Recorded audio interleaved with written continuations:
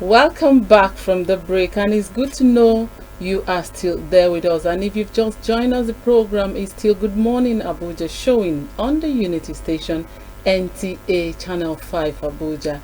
And next on our conversation, we have an entrepreneur that is into food production, wild honey to be precise. Now, help me welcome Emanuela Undervar to the program this morning. Emanuela, you're welcome. Thank you very much. Yes.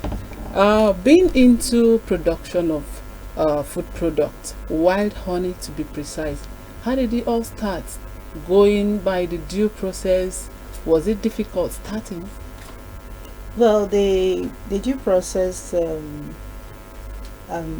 has its own bottlenecks, Okay. but the main difficulty I encountered was not on the due process per se.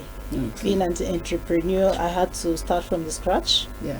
I started basically with the basic savings I had, I was making. So the registration process, I had to make sales to always proceed to the next step.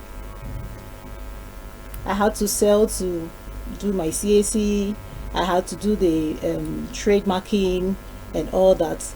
Getting to NAFDAC, it was the same thing. Any process at all that was handed over to me, I had to make sales before selling. So it took me about 3 years. From 2016, I got listed by NAFDAC in 2019. Okay. But it wasn't really because of the system. It was a problem of funds on my own side. Okay. Yes, that caused that delay. All right. Now you're into wild honey to be precise, like I said earlier. Why wild honey? When it comes to food, everything natural is the best. With honey, you can either culture it in the lab, Yes. or you can get it from the natural sources, or you can have a bee farm. I ventured into the wild honey. Sorry, the wild honey is from the natural sources. Yes. Yeah. The difference between the natural source and the farmed honey is that when you have a farm, most times you tend to restrict the bees. Okay. And in restricting the bees, you will have to plant those trees that give them, or those sources that give them nectar to produce honey for you. But most times, those natural sources are not enough. So you will have to provide food for them. And for honey, it's garbage in, garbage out. So whatever you give to them is going to affect the final product. Since you've been into this business, you've been into this business for a while now. What are those things that you tell us are your real challenges since you started this business? Well, since I started the business, first of all, we have the financing of the business. Okay. It wasn't easy getting loans when I started. It was also very difficult for people to believe in your vision, to believe where you were heading to.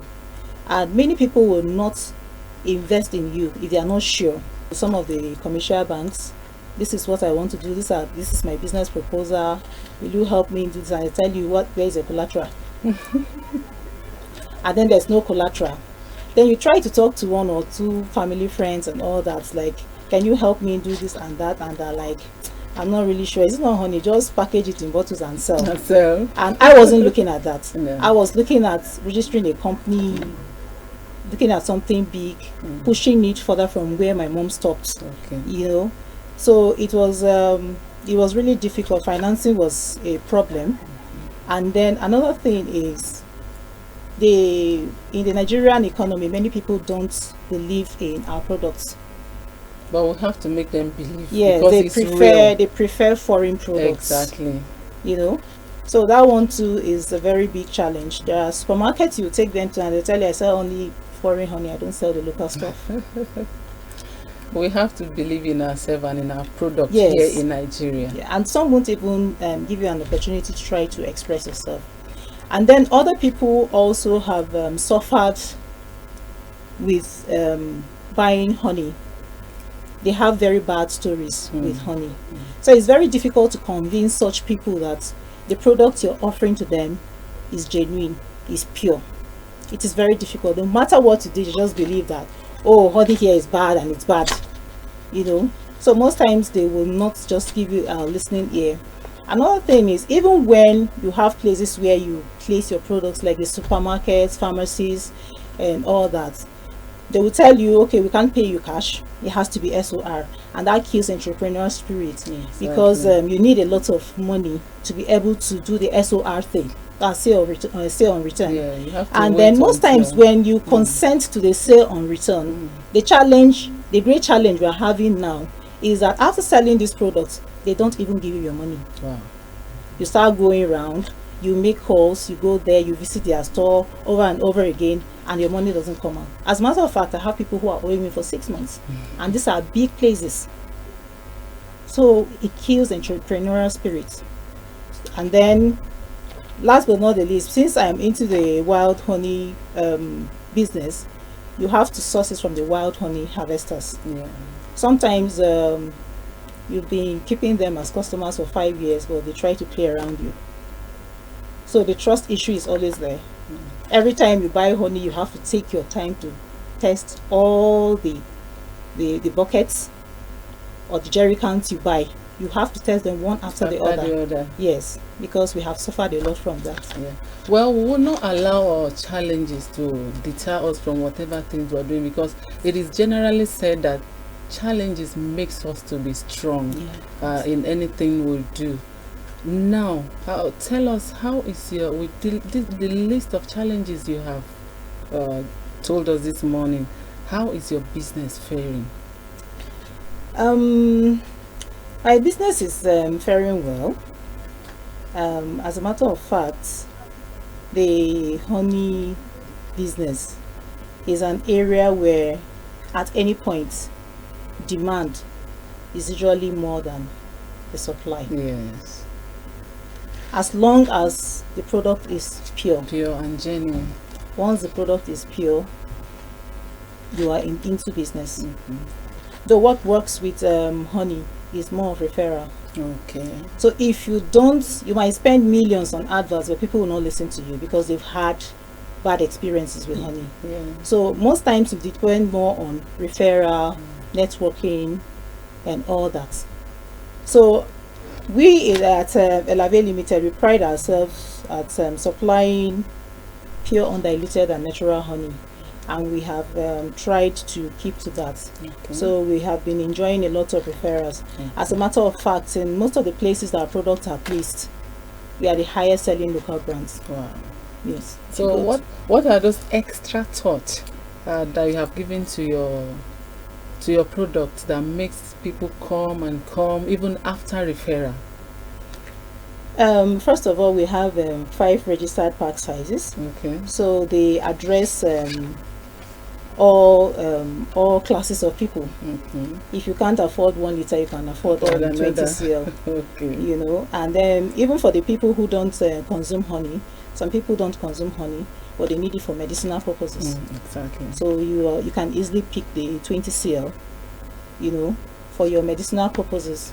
You just pay 600 naira and you pick that, so you don't have to pick the bottle of 3,000 naira. Wow. Yes. And then the product is the main selling point is that the product is pure, it is undiluted, and it is natural, and then it is raw honey. Now there's a difference between raw honey and regular honey. Okay, what are their differences? Raw honey is honey that is directly from the beehive. It is natural. It is just the way it is, the way God made it is natural. For example, you have this is raw honey. It's just that the comb is still in there. Okay. That way, all you have to do is maybe expose it to the sun, Okay. and then sieve it out with a mesh, and then you package it. Regular honey passes through pasteurization and filtration, and sometimes ultrafiltration. Pasteurization tries to remove the yeast from honey, and then filtration and the ultrafiltration makes the product thinner and cleaner. Some people actually bleach honey. Wow. But the best way to consume honey is when it's raw. Consume it in that state God has made it.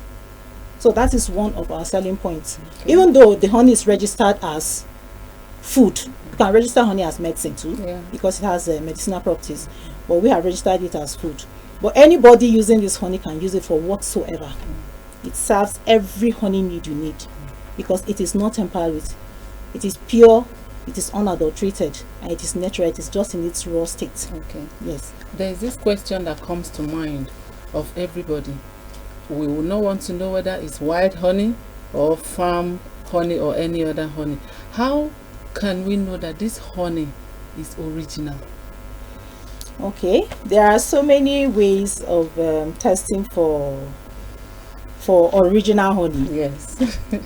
That is the local slang. There are so many ways of testing for original honey.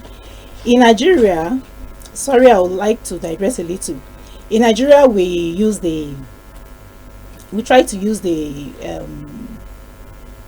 refrigeration, and then the ant excuse me, the ant test.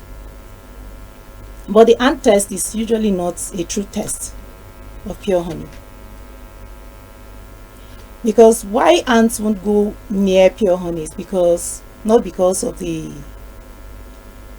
ants won't go near honey is simply because they are scared that it's sticky and they'll get stuck to it there. But once you expose honey for maybe 7 days and it interacts with the air, it's not going to be as sticky as it used to be.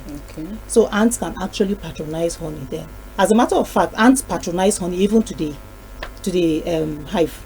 Okay. They do that, and that's why the bee, given its own wisdom, tries to seal, when it's done with the honey production, they try to seal it, you know.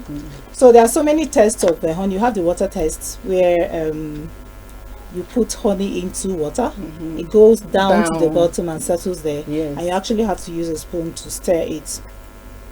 Then you have the paper test. If you pour it on paper and you cover it this way, it's not going to appear here. If there's any stain here, it means it has been adulterated. Wow. Yeah. And then for those of us that buy in very large quantities, there's a traditional way of testing for pure honey. Okay. When we go there, because we don't have, you just put it in your palm, okay, rub it hard, 1, 2, 3, your palms become very hot. Wow. If it's adulterated, you have to do that for like 10 times. Okay. So for we that buy in bulk, Okay. that is the easiest thing we do out there in the market. Okay. Yes, and it's very simple. Yes. Okay. And then you have so many other tests.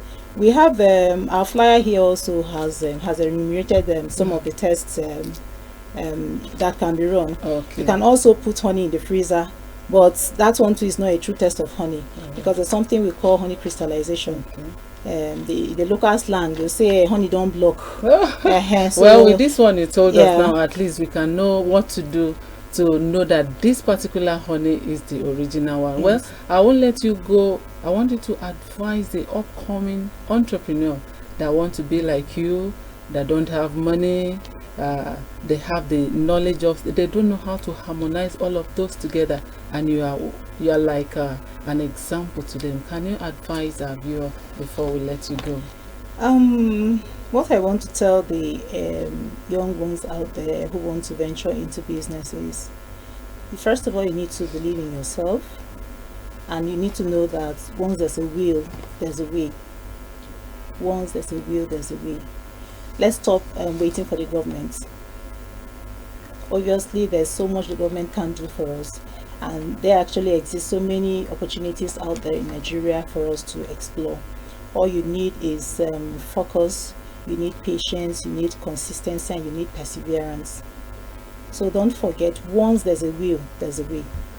Thank you very much for taking your time to come talk to us on the program this morning.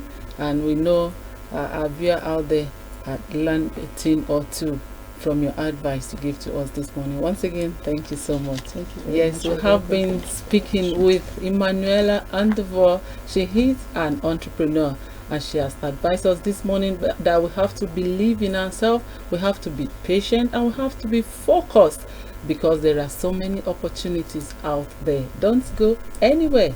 We will be right back.